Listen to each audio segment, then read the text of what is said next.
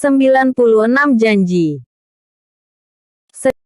Pertarungan ekonomi di antara dua klan di kota Wutan berakhir dengan kemenangan klan Xiao.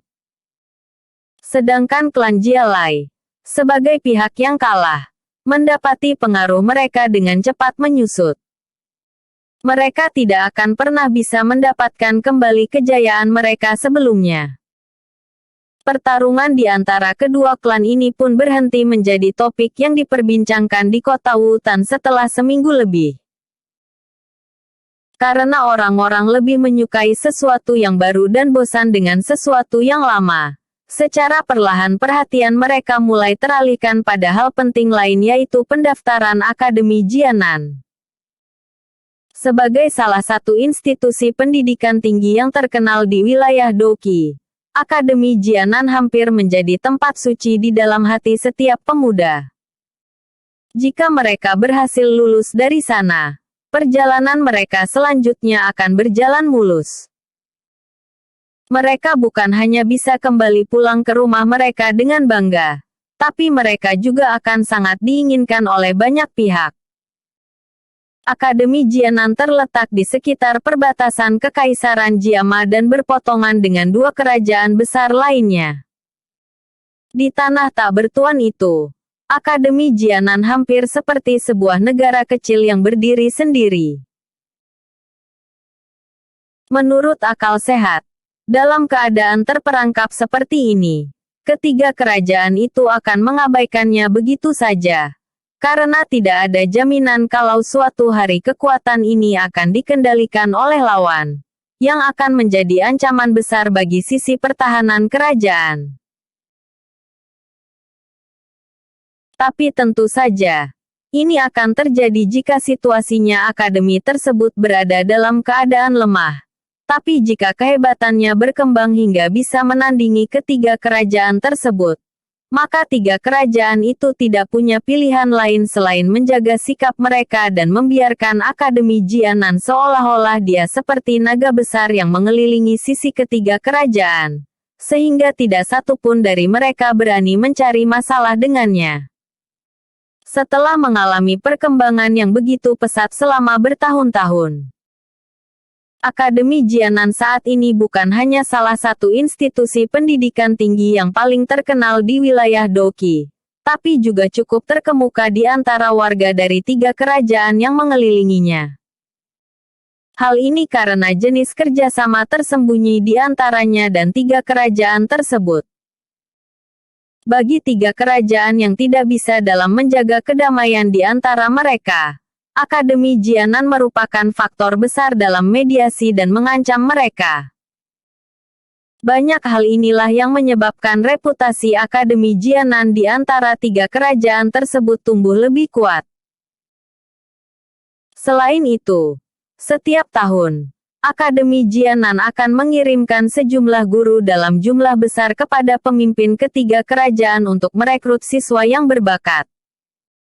Mengenai sikap Akademi Jianan yang mengirimkan guru pada tiga kerajaan untuk merekrut murid, ketiga kerajaan tersebut sangat menyetujuinya. Lagi pula, sebuah akademi pada akhirnya bukanlah sekte. Akademi tidak memiliki banyak larangan dan setelah lulus, sebagian besar lulusan itu akan memilih untuk kembali ke kerajaan mereka sendiri. Sehingga mereka akan menjadi generasi baru dan kuat dalam kekuatan kerajaan. Jadi selama otak keluarga tiga kerajaan tersebut bekerja, mereka tentu saja akan setuju. Setelah beberapa hari berlalu, instruktur perekrutan Akademi Jianan pun akan tiba di kota Wutan.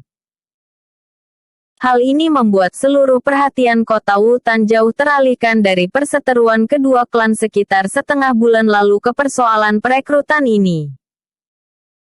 Peralihan pusat perhatian ini membuat klan Xiao yang terus-terusan menjadi topik perbincangan akhirnya bisa bernapas lega. Pendaftaran Akademi Jianan sangat mementingkan bakat seseorang, bukan pada latar belakangnya. Tanpa bakat yang cukup, seseorang akan sulit sekali untuk memasuki akademi yang mempunyai masa depan cerah ini. Tapi tentu saja tidak ada sesuatu yang benar-benar mutlak. Karena meski jika kau tidak memiliki bakat yang cukup kuat namun kau memiliki dukungan yang kuat, Akademi Jianan tidak akan keberatan untuk membawamu masuk ke akademi selama beberapa tahun demi mendapatkan sejumlah uang. Karena ketidakpedulian Akademi Jianan mengenai status dan posisi selama mereka memiliki kemampuan yang cukup baik. Sekarang di kota Wutan, bahkan pemuda pengemis atau pencuri atau siapapun, mulai menunggu kedatangan para guru itu dengan penuh semangat. Jika mereka mampu melewati tes masuk, maka mereka akhirnya akan bisa meninggalkan pekerjaan mereka yang dipandang rendah oleh masyarakat dan menjadi seorang doze yang dihormati. Dalam suasana yang begitu mempengaruhi ini, situasi di kota Wutan akhir-akhir ini menjadi lebih hidup dibanding selama tahun baru. Dan setiap hari di area perbatasan kota, akan ada orang yang dengan semangat menatap ke arah kejauhan dengan ekspresi penuh harapan. Dibanding orang-orang yang memiliki harapan sepenuh hati ini, Xiao Yan justru sedang sangat sibuk. Karena dia harus segera melakukan perjalanan, maka selama kurun waktu yang dia miliki ini, dia harus membuat obat penyembuhan dalam jumlah banyak. Dan hal itu sering membuatnya merasa putus asa. Melihat Xiao Yan yang putus asa, Yao Lao akhirnya merasa tidak enak hati dan memutuskan untuk membantunya. Dengan kemampuan Yao Lao dalam alchemy, sejumlah obat penyembuhan pun berhasil dibuat dan terus-menerus dikirim ke klan Xiao. Dengan menyimpan stok obat penyembuhan yang begitu banyak, selama klan Xiao menjualnya secara berkala, mereka bisa menjualnya selama 1 tahun atau lebih. Setelah klan Xiao menjual semua obat penyembuhan ini, mereka pasti akan mengumpulkan sejumlah uang yang membuat banyak orang merasa iri. Alchemy tingkat tinggi ini tentu saja membuat Xiao Yan lelah. Namun, proses pembuatan ramuan juga memungkinkannya untuk mengendalikan doqi dalam dirinya menjadi lebih lancar. Bahkan kontrolnya pada suhu api menjadi lebih terampil. Peningkatan ini, dikombinasi dengan persepsi jiwanya yang tinggi, membuat tingkat kesuksesan Xiao Yan dalam meracik obat pembeku darah hampir mendekati 60%. Tingkat keberhasilan setinggi ini seharusnya merupakan sesuatu yang dapat dicapai oleh alkemis tingkat kedua yang berpengalaman. Sebanding dengan peningkatan kemampuan alcheminya, kekuatan Xiao Yan sendiri, dengan bantuan ramuan Yao Lao yang dibuat dengan hati-hati, juga perlahan-lahan terus meningkat. Setelah Xiao Yan menyelesaikan obat dengan batch terakhir, doqi dikumpulkan di dalam tubuhnya dan membuatnya berhasil meningkatkan kemampuannya. Sehingga Xiao Yan saat ini sudah berhasil mencapai jajaran doze bintang 4. Xiao Yan sangat senang dengan pencapaian yang tak terduga ini. Melihat hal ini, intensitas alchemy yang tinggi memiliki pengaruh yang sangat kuat dalam meningkatkan kekuatan seseorang. Tentu saja, meskipun alchemy memiliki beberapa efek penguatan, namun itu sangat membebani energi. Sehingga begitu batch ramuan terakhir berhasil diselesaikan, Yao Lao segera menghentikan Xiao Yan. Melihat ekspresi tegas Yao Lao, Xiao Yan menyadari bahwa tempat penyimpanan telah penuh dan dia memutuskan untuk berhenti. Xiao Yan pun segera pergi ke kamarnya dan karena sangat kelelahan, selama seharian penuh dia tidur agar kehidupan sehari-harinya menjadi kembali santai. Perlahan-lahan berjalan di klannya, sambil menatap lantai latihan, Xiao Yan merasa sedikit bosan. Pada setiap sisi, Xiao Yan bisa melihat banyak pemuda klan yang bekerja keras dalam latihannya. Orang-orang ini sangat berharap hari-hari terakhir yang mereka miliki cukup bermanfaat sehingga membuat mereka berhasil mencapai kriteria ujian pendaftaran Akademi Jianan. Berdiri di tepi tempat latihan, Xiao Yan menatap malas pada beberapa sisi, Kemudian dengan ekspresi bosan, dia berbalik dan pergi. Terhadap orang-orang yang suka menunda waktu latihan ini, dia tidak banyak tertarik. Meskipun bakat awalnya telah kembali, dia juga harus bekerja keras seperti anjing untuk dapat meningkatkan kemampuannya. Sedangkan orang-orang ini, tanpa memiliki banyak kemampuan, selalu bergantung pada latar belakang klan mereka untuk merayu hati wanita, yang tidak cocok dengan Xiaoyan.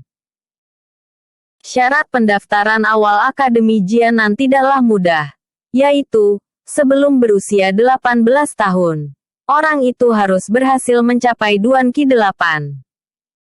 Kriteria yang sedikit ketat ini saja telah menghancurkan mimpi banyak orang.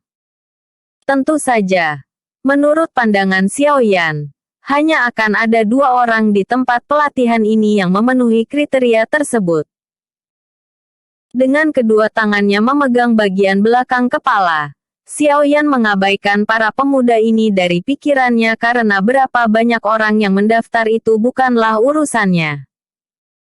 Sambil menggelengkan kepalanya, Xiaoyan memasuki jalan kecil lainnya, lalu berjalan ke taman bunga di halaman belakang.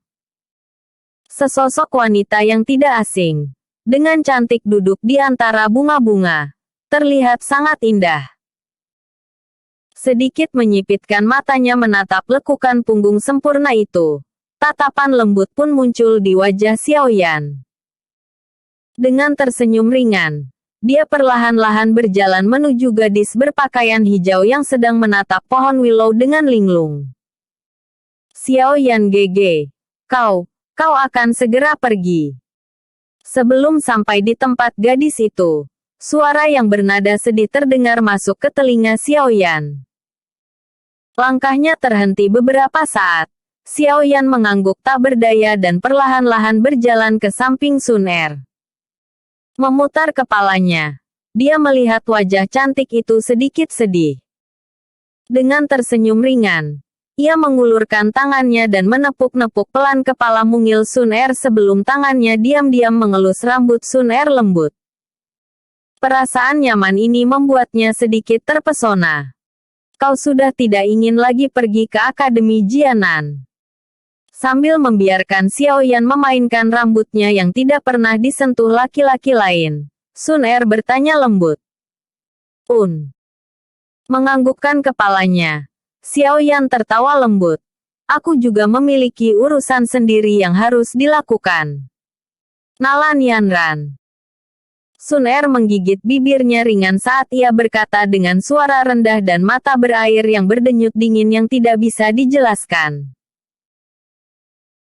Telapak tangan yang sedang bermain dengan rambutnya itu berhenti selama beberapa saat. Xiaoyan kemudian mengangkat bahu, tertawa pelan dan berkata, janji itu diucapkan di depan banyak orang. Aku tidak boleh melewatkannya bukan? Jika itu terjadi, bahkan kau akan membenciku. Alis Sun Er berkerut halus, dengan mendesah pelan. Dia kemudian bergumam pelan yang hanya bisa dia dengar sendiri. Aku seharusnya tidak membiarkan dia kembali dengan hidup saat itu. Haha, percayalah. Setelah masalah ini selesai, aku akan pergi ke Akademi Jianan untuk menemui Sun Er. Paling lama hanya 1,5 tahun. Tidak, tunggu. Hanya setahun. Melihat wajah Sun Er yang tiba-tiba murung, Xiaoyan seketika tertawa dan meralat ucapannya. Xiaoyan GG. Sebenarnya, jika kau mengikuti Sun Er juga memiliki rencana untuk membuatmu bisa mengalahkan Nalan Yanran dalam kurun waktu yang dijanjikan. Menggigit bibirnya setelah berpikir sejenak, Sun Er tiba-tiba berbicara dengan ragu. Sambil tertawa pahit, Xiaoyan menggelengkan kepalanya dan mendesah tak berdaya. Gadis ini kadang-kadang mengucapkan kata-kata yang membuat aku sedikit merasa malu. Aku tahu Xiaoyan GG tidak akan menganggap ini sebagai sebuah amal. Sun Er tersenyum manis dan berkata. Dengan tersenyum lembut, Xiao Yan menggelengkan kepalanya ringan. Dia menarik napas dalam kebingungan dan tertawa sambil berkata, "Percayalah, aku yakin setelah setahun, aku akan mendatangi fraksi Mystic Cloud dan bertarung dengan Nalan Yanran." Menatap Xiao Yan yang tiba-tiba menjadi sombong, Sun Er menggelengkan kepalanya tak berdaya dan hendak membujuknya sekali lagi. Ketika Xiao Yan tiba-tiba berbalik, mengulurkan lengannya, dan dalam sesaat, meraih pinggang ramping Sun Er, dan dengan kasar menariknya ke dalam pelukannya. Angin bertiup pelan melintasi taman bunga. Bunga willow melayang ringan. Seorang pemuda dengan erat memeluk seorang gadis seperti mereka tidak akan terpisah. Sikap Xiao Yan yang tiba-tiba ini membuat Sun Er takut dan setelah beberapa saat, telinga Sun Er perlahan memerah. Setelah beberapa saat gagal menyembunyikan rasa malunya, wajah mungilnya pun perlahan memerah. Sun Er, setelah setahun, aku akan pergi ke Akademi Jianan untuk menemuimu. Tunggu aku. Membenamkan kepalanya di rambut lembut itu, pemuda itu berjanji. Kemudian membuat gadis, yang tengah kebingungan itu, menganggukkan kepalanya dengan patuh. 97 Sueni berjalan di jalan kecil dan mengamati klan yang menjadi jauh lebih kosong. Xiao Yan menggelengkan kepalanya tak berdaya. Hari ini adalah hari di mana tim perekrutan Akademi Jianan akan tiba di kota Wutan sehingga hampir separuh dari anggota klan telah pergi untuk menyaksikannya. Saat ini, pintu masuk ke kota Wutan sepertinya akan penuh dengan kerumunan orang. Betapa banyaknya orang gila. Apa kau pikir mereka akan dengan mudah membiarkanmu lulus ujian masuk hanya karena kau pergi melihat mereka? Xiao Yan menggelengkan kepalanya sambil berbisik. Dia dengan santai berjalan menuju pegunungan. Kali ini, setiap hari, dia akan melatih teknik Dou-nya tanpa gagal. Meskipun tim perekrutan kali ini tinggal di kota Wutan, namun wilayah tanggung jawab mereka termasuk kota-kota di dekatnya. Jadi, ketika Xiao Yan dan kelompoknya bergegas ke lokasi perekrutan pada hari berikutnya dan melihat antrian yang begitu panjang hingga tampaknya tidak memiliki ujung, mereka hanya bisa tertegun. Di alun-alun besar, terus-menerus terdengar suara berisik dan mengganggu. Tak terhitung berapa banyak pemuda yang berusaha mendesak masuk lebih dulu ke dalam alun-alun. Kalau bukan karena tentara dari pemerintah yang menjaga ketertiban di pinggir alun-alun, kerumunan orang-orang yang berusaha mendesak tersebut akan bergegas masuk. Setelah dengan terkejut menatap lautan manusia itu selama beberapa saat, Xiao Yan menghela napas ringan. Dia menggelengkan kepala dengan wajah yang tampak putus asa. Dari yang terlihat, tampaknya dia akan melupakan ujian masuk hari ini. Tidak ada yang bisa kau lakukan kan? Melihat Xiao Yan yang tengah putus asa, Xiao Yu yang sedang berbincang dengan Sun Er di belakangnya, segera berkata dengan suara senang. Dengan memutar matanya, Xiao Yan mengabaikannya. Apa Xiao Yu Biao Je punya solusi? Melihat kedua orang ini hendak berdebat, Sun Er, yang berdiri di samping mereka, dengan cepat mengubah topik pembicaraan. Orang yang bertanggung jawab atas tim perekrutan di kota Wutan adalah guruku. Tentu, sebagai murid kesayangannya, aku punya solusi. Xiao Yu mengangkat hidungnya dan tertawa sambil melambaikan tangannya. Ikuti aku. Melihat Xiao Yu mengangkat kakinya yang panjang dan ramping kemudian menuju ke sisi lain alun-alun, Xiao Yan menatap Sun Er dan tak berdaya melepaskan tangannya. Lupakan. Aku tidak akan berdebat dengannya. Mendengar ini, Sun Er tersenyum dan mengangguk sambil dia dan Xiao Yan mengikuti Xiao Yu. Beberapa orang dari mereka mengikuti Xiao Yu dan berputar mengelilingi alun-alun besar tersebut sebelum mereka berhenti di sisi barat, di mana merupakan bagian belakang alun-alun itu. Di sini, terdapat tentara yang membentuk 2-3 lapisan. Senjata yang mereka bawa berkilat dingin di bawah terik matahari, memantulkan cahaya yang menusuk. Mengamati penjagaan yang ketat, Xiao Yu memberi perintah pada Xiao Yan sebelum bergerak maju seorang diri. Dia mengambil sebuah kartu identitas berwarna hijau dan berbicara selama beberapa saat dengan seseorang yang tampaknya seorang perwira. Baru setelah itu dia melambaikan tangannya pada Xiao Yan dan kelompoknya untuk mendekat. Tatapan dingin penjaga parubaya itu menyapu Xiao Yan dan teman-temannya. Baru setelah beberapa saat dia melambaikan tangannya dan memerintahkan, biarkan mereka lewat. Setelah mendengar perintah dari penjaga parubaya itu, suara perintah lain tiba-tiba terdengar dari dinding yang dijaga ketat oleh pria berlapis baja dan perlahan-lahan, nampak terlihat jalan kecil. Xiao Yu tersenyum pada petugas parubaya tersebut sambil mengambil kembali kartu hijaunya. Setelah mengangkat dagunya pada Xiao Yan dan teman-temannya, dia mengikuti petugas parubaya itu dan memimpin di depan. Mengikuti di belakang Xiao Yu, anggota lain dari klan Xiao juga memasuki jalan tersebut. Sama seperti ketika mereka masuk, kelompok ini juga merasakan hawa dingin pada kulit mereka. Para tentara tanpa ekspresi di sekelilingnya memancarkan aroma darah dari tubuh mereka, membuat kelompok itu, yang tidak pernah menghadapi pasukan semacam ini, merasakan sangat tertekan hingga membuat mereka kesulitan bernapas. Mereka ini adalah para tentara yang telah selamat dari peperangan. Xiao Yan perlahan menghela napas. Kemauan Xiao Yan yang luar biasa membuatnya perlahan-lahan mengabaikan rasa tertekan itu. Sambil menjilati bibirnya, kaki lemahnya tiba-tiba merasa kembali kuat. Terlepas dari bagaimana kau menganggapnya, dengan kekuatannya sebagai Doze bintang 4, dia lebih kuat dari kebanyakan tentara ini. Dia mungkin tidak dapat dibandingkan dalam hal pertarungan berdarah. Tapi setidaknya, dia tidak akan mempermalukan dirinya sendiri karena alasan itu. Secara singkat, jarak kurang dari 20 meter terasa seperti 100 atau 1000 meter bagi beberapa orang dari mereka.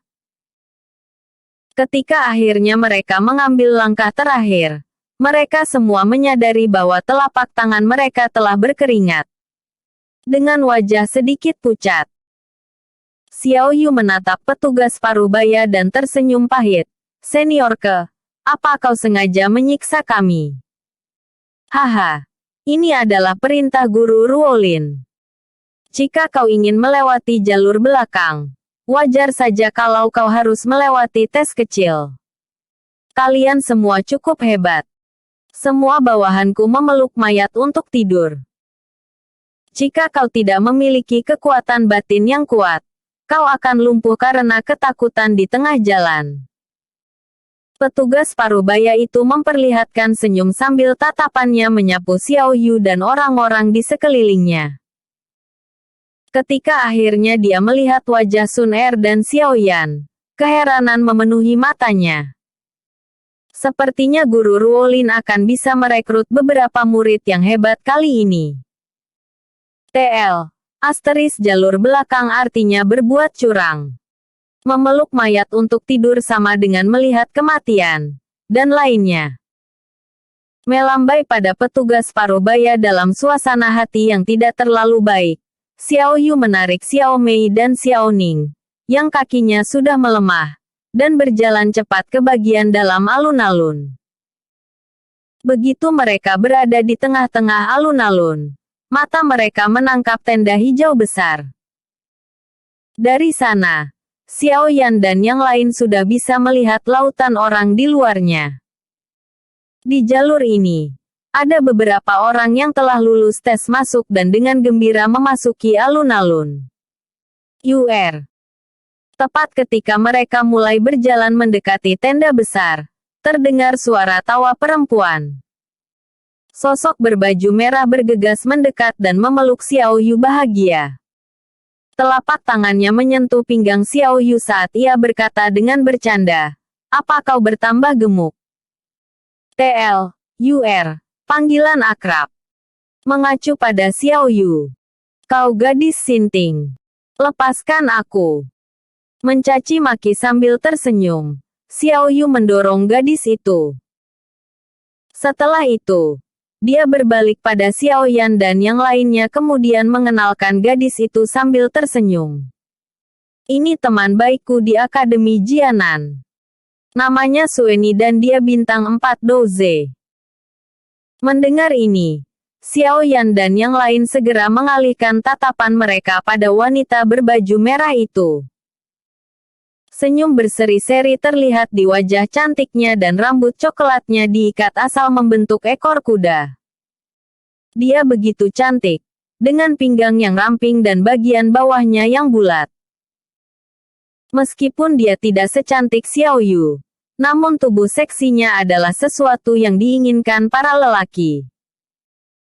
Dalam perkenalan singkat itu, Xiao Yan menyadari bahwa banyak pemuda yang telah lulus tes diam-diam menatap kedua wanita ini dengan tatapan menjijikkan. Xiao Yu menggandeng sayang Sueni. Dari ekspresinya, terlihat jelas mereka memiliki hubungan yang baik. "Mereka adalah anggota klanku. Ini Sun Er. Hehe. Cantik, kan? Tapi kau tidak boleh memiliki niat apapun padanya. Dia tidak akan tertarik padamu. Ini Xiao Mei, gadis cantik lainnya. Ini adik lelakiku Xiao Ning. Dan ini." Ketika matanya tertuju pada Xiao Yan yang terlihat tidak berminat, Xiao Yu memiringkan kepalanya dan menarik telinga gadis yang bernama Sueni dan berbisik, "Dia Xiao Yan, seseorang yang pernah aku ceritakan padamu sebelumnya." Pada awalnya, Sueni melirik Sun Er dan Xiao Mei. Sambil melebarkan matanya, dia tersentak. "Wow, klanmu benar-benar memiliki banyak gadis cantik." Setelah mereka memasuki Akademi Jianan, semua laki-laki yang ada di sana akan benar-benar terpikat. Xiao Yan." Setelah terkesiap kaget, Sueni tiba-tiba terdiam sambil dia menatap Xiao Yan dengan ekspresi terkejut. "Apakah ini seseorang yang kau bilang, sepupu yang kemampuannya tetap berada pada Duan Qi 3? Terlihat cukup tampan." Ujung bibir Xiao Yu berkedut sambil dia menjepit mulut besar wanita di sampingnya. Melihat ekspresi mengerikan Xiao Yan, dia dengan malu mencoba menjelaskan, "Aku tidak membicarakan apapun tentangmu. Hanya saja telinga tajam miliknya ini mendengar apa yang aku katakan saat bicara dalam tidur." Mengangkat alisnya, Xiao Yan mengerucutkan bibirnya dan menyentuh wajahnya dengan mengejek, "Kau memikirkanku bahkan dalam mimpi. Sejak kapan hubungan kita sebaik itu? Waktu itu, yang aku lakukan hanya menyentuh." "Diam." Mendengar kata-kata Xiao Yan, wajah Xiao Yu tampak malu. Kaki rampingnya menendang keras Xiao Yan. Xiao Yan menggeser tubuhnya pelan untuk menghindarinya. Setelah itu, dia melambaikan tangannya dan berhenti menggoda. "Apa yang kau sentuh? Tidak mungkin kan, UR?" Wajah Sueni tampak penuh rasa ingin tahu namun dia dicubit dengan kejam oleh Xiao Yu. "UR, betapa kejamnya kau. Kau benar-benar menyerang teman lamamu." Menutupi pergelangannya yang memerah, Sueni menatap Xiao Yu dengan sepasang mata yang berair. "Berhenti bermain-main. Kita masih harus mengantar mereka untuk melakukan tes." Xiao Yu memarahi sambil mendorong pergi. Dia tidak tahu harus bersikap bagaimana. "Hehe, ayo, ikut aku." Aku akan menunjukkan jalan. Sueni mengubah ekspresi wajahnya dan menghentikan air mata dari matanya. Dia berbalik dan hendak mengambil langkah di depan ketika dia memiringkan kepalanya dan berkata, "Oh, benar. Aku lupa memberitahumu kalau Luobo ada di perekrutan ini. Selain itu, dalam perjalanan ke sini, aku dengar dia telah mencapai Douze bintang 4. Mendengar ini, wajah Xiao Yu yang tersenyum menjadi murung dan dia buru-buru berkata, "Kenapa orang menjengkelkan itu datang? Bukankah karena Xiao Yu yang cantik di depan kita? Dalam perjalanan ke sini, dia hanya memikirkanmu." Sueni berkata dengan bercanda. Xiao Yu menggertakkan giginya beberapa kali. Untuk beberapa saat, ekspresinya berubah tidak karuan sebelum dia tiba-tiba berbalik dan menatap Xiao Yan. "Untuk apa kau melihatku? Kau bisa melupakan rencanamu untuk berpura-pura bersikap akrab denganku di depan pria itu. Aku tidak tertarik padamu dan tidak berminat untuk pura-pura tertarik." Melihat kilatan pada mata Xiao Yu dan dengan kecerdasannya, bagaimana mungkin Xiao Yan tidak bisa menebak apa yang dipikirkan gadis itu? Dia hanya tertawa dingin dan mengabaikan tatapan marah itu dengan berjalan angkuh menuju tenda besar. UR. Sepertinya pesonamu telah berkurang. Dalam menanggapi kesempatan sebaik itu, murid-murid di sekolah kita akan berjuang mati-matian untuk mendapatkannya. Tapi bocah kecil itu benar-benar mengabaikanmu. Melihat punggung Xiao Yan, Sueni berkata tak percaya. Dengan menggertakkan giginya erat, Xiao Yu berkata kesal, "Bajingan kecil ini aneh. Bagaimana kau bisa menggunakan logikamu untuk mencoba memahaminya? Selain vampir di akademi, apa kau pernah melihat seseorang yang bisa meningkatkan kemampuannya dari Duan Qi 3 menjadi Douze bintang 1 hanya dalam waktu 1 tahun?" Mendengar ini, mulut Sueni ternganga. Ekspresi usilnya kemudian berubah menjadi terkejut. Dia tidak menyangka kalau pemuda yang terlihat lemah dan tampan itu memiliki bakat sehebat itu. Apakah orang itu masih orang yang sama yang dipanggil Cacat di klannya yang pernah Xiao Yu ceritakan padanya sebelumnya?